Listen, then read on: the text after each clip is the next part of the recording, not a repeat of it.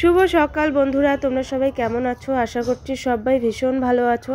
আমরাও আর কি মোটামুটি আছি। তো সকালবেলা খাওয়া দাওয়া সব কিছুই কমপ্লিট। এখন তোমরা দেখতেই পারছো আমি বেদানা আর কি ছুলছি সোনাকে খাওয়াবোর জন্য। আর সোনা বাইরে একটু খেলছে, কারণ আজকে খুব সুন্দর রৌদ্র উঠেছে। এখন একটু মনে হচ্ছে যে না, মানে গরম গরম ভাব বা ছাদে গেলে বা রোদে গেলে এরকমটা মনে হয়।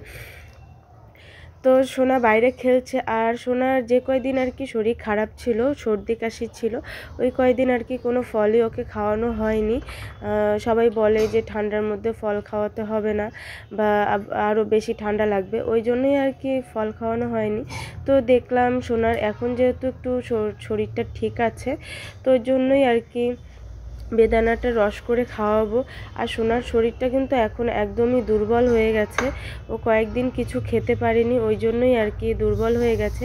তো তোমরা আজকে ব্লগটা, মানে ছোট ব্লগটা তোমরা দেখো, আশা করি তোমাদের ভালো লাগবে।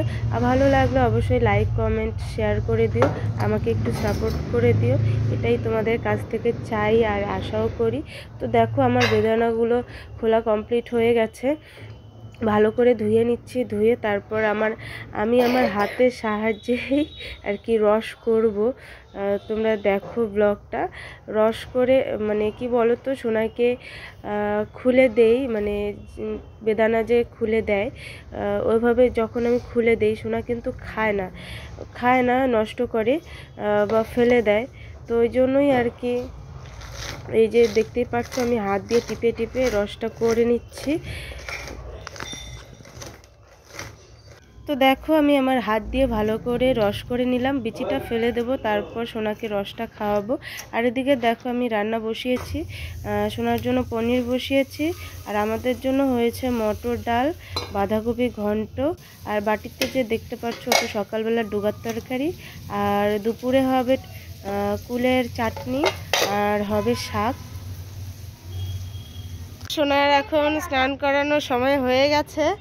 সোনা স্নান করবে না, দেখো গাছে জল দিচ্ছে, এখান থেকে জল নিয়ে নিয়ে গাছে জল দিচ্ছে। কোন গাছে জল দিবা? কোন গাছে? তোমার শাড়িটাই তো ভিজে গেল, তুমি কি করছো? কোন গাছে জল দিবা দেখি? এই গাছে জল দিবা? ও